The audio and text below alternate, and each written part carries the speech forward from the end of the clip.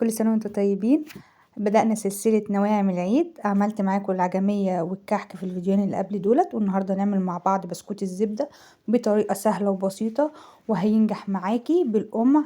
يعني مش محتاجين مكنة، هيبقى طعمه خطير، طعمه حلو قوي قوي قوي، دايب كده يا جماعة، وما بيستحملش يعني كوباية الشاي من غير بيكنج باودر بقى وسهل جدا وخطواته سهلة جدا. معايا هنا كان ابني بيساعدني صغنون. بيقول لكم احنا هنعمل ايه. معايا هنا انا عامله مقدار صغير، هكتب لكم المقدارين، مقدار صغير والمقدار الكبير في صندوق الوصف. معايا هنا 125 جرام من السكر البودر، ده مقدار صغير. هقول لكم على المقدار الكبير واحنا بنشغليه. 125 جرام من سكر البودر، 250 جرام من الزبدة، وافضل زبدة فرن او كريستال، يعني تكون كويسة. بلاش الزبدة اللي هي النيوزيلندي اللي هي بيقولوا عليها درجة تانية، لان بيبقى فيها نسبة مية عالية هتبوظ معاكي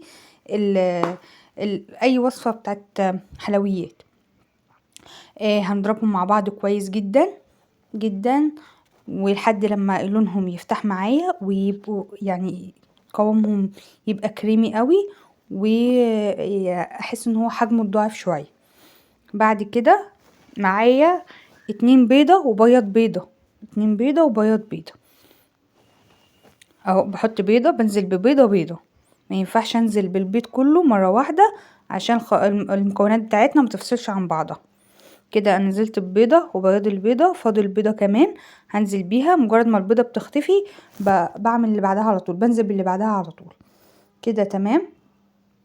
هبتدي بس اضيف مكونين 3 مكونات هيخلوا البسكوت بتاعك ريحته وطعمه خطير.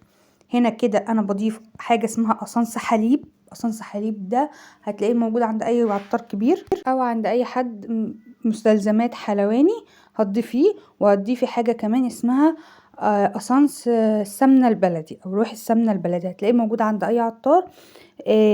بيخلوا ريحته، ريحه السمنه البلدي دي بيخلي ريحه البسكوت كانك حاطه سمنه بلدي. وقصنص الحليب، عارفين انتوا كده لما بتخشوا محل حلويات بتشموا له ريحه حلوه، هو ده قصنص الحليب. خطير يا جماعه في المعجنات، هتلاقوني بستخدمه في المعجنات بتاعت العيد، نواعم العيد وكتير. يعني في كل فيديوهاتي مش هبطل استخدمه، يعني لانه بصراحه بيدي ريحه حلوه قوي وطعم، بيدي كمان تيست حلو. هنا كده انا كنت حطيت 375 جرام من دقيق متعدد الاستخدامات او اللي هو مخصص للكحك. مش هنعجن كتير، يدوبك بس هنقلب لحد ما الدقيق بتاعنا يختفي. هو كان بيساعدني ابني لو انتم ملاحظين، هو بيحب يشاركني في الحاجات دي، وانا ما برضاش اقول له لا، لان ده فرحة الحاجات دي بتبقى الاولاد بتبقى حلوه قوي، رغم ان هو صغنون عنده 2 سنين، بس هو بيحب يشاركني في الحاجات دي. كده انا حسيت هنا ان القوام بتاعه عايز سنه يعني معلقه من الدقيق، فانا حطيت له معلقه من الدقيق. كل واحد على حسب نوع الدقيق اللي بيستخدمه ايه. كده انا هقلب كويس لحد ما الدقيق بتاعنا يختفي، وهوريكم القمع اللي انا هشتغل بيه، وهوريكم انا هعمل ايه دلوقتي. زي ما انتم شايفين كده قلبته، والخليط بتاعنا بيبقى كريمي، بيبقى ناعم، ما بيبقاش، بصوا هو بيبقى ناعم بس ما بيلزقش في الايد، بيسيب كده. هو الخليط بتاعنا كويس جاهز. انا استخدمت هنا قمع اف دي ايه، معلش انا اسفه، اللي هو 1 دي. ده اللي انا استخدمته. هحطه في كيس حلواني، طبعا انا كنت فاتحه شويه من جوه. احطه في كيس حلواني اللي تفضليه بقى عندك. انا هنا استخدمت اللي هو الكيس الحلواني الكبير، وممكن تجيب اللي هو البلاستيك العادي. كده انا بنزل بسكوتة بتاعتي بشكلها بكل سهولة. ولو عايزة يعني في واحدة طلعت معوجة مني مش مظبوطة برجع اعملها زي ما انتم شايفين كده. انا حبيت اوريكم هنا اللي هيبقى مش حلو معايا هعمله، هشيله واحط غيره. زي ما انتم شايفين كده انا كنت هنا شكلته، وفي كمان اللي هو الشكل ده، بس انا ما بحبوش بصراحة لان مش بعرف اعمله قوي. يعني لو اللي يعرف يعمله هيبقى سهل معاه.